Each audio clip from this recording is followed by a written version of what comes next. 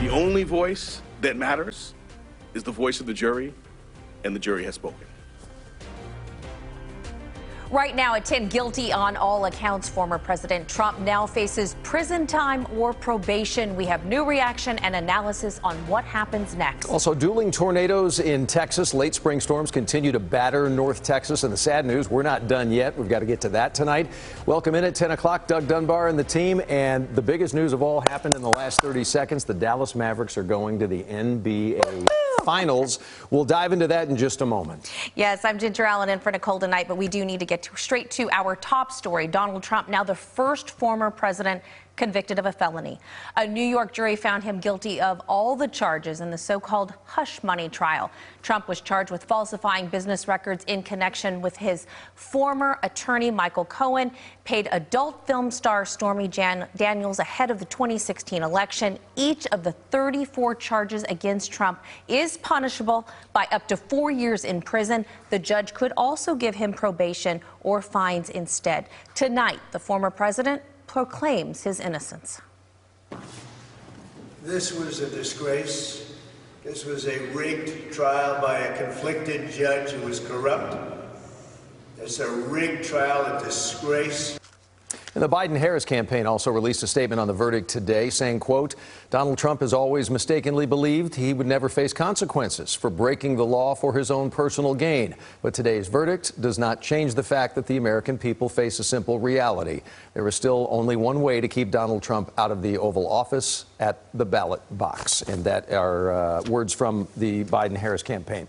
Meantime, political reporter Jack Fink joining us tonight. Both sides of the aisle here in Texas certainly weighing in. They've got things to say about what happened today. Well, Doug, Republican leaders in Texas, from the governor, lieutenant governor, attorney general, along with Senators John Cornyn and Ted Cruz, have all condemned the guilty verdict against former president and the presumptive Republican presidential nominee, Donald Trump. We were interviewing Senator Cruz when the verdict came down. He blasted the judge, saying he ran a kangaroo court and that this is an absolute travesty of justice. This is not about law. It's not about criminal justice. This is about politics. This is about trying to destroy Donald Trump. That was the whole point of this, is to run millions of dollars of campaign ads calling Joe Biden's principal opponent, Donald Trump, a convicted felon. This is politics. This is an abuse of the rule of law. We reached out to a couple of Democratic leaders requesting an interview, but we did not hear back. But two Texas congressmen posted their reactions on the platform X. Congressman Mark Vesey of Fort Worth said in his post, quote, today's guilty verdict underscores that nobody is above the law, not even a former president of the United States. And Democratic Congressman Joaquin Castro of San Antonio posted this, quote, the Republican nominee for president of the United States is a convicted felon decided by a jury of his peers. Nobody is above the law. Both Democrats and Republicans point to the historical precedents, the fact that this is the first time that a president or former president has been convicted, let alone being indicted. SMU political science professor Matthew Wilson says there are still a number of questions that will take months to answer. Well, it's clearly extremely significant.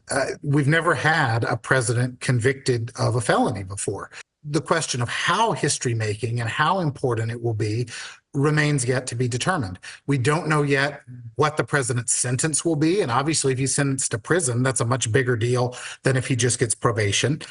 We don't know if this will be reversed on appeal. Obviously, if it's reversed on appeal, it's less significant than if the conviction holds up.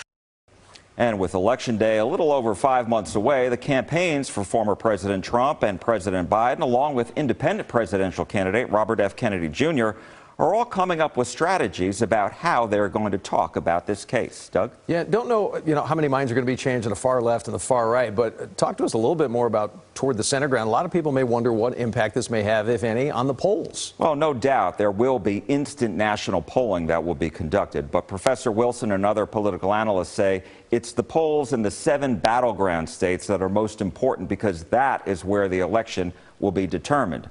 Now, the polls are the closest in these 3 states.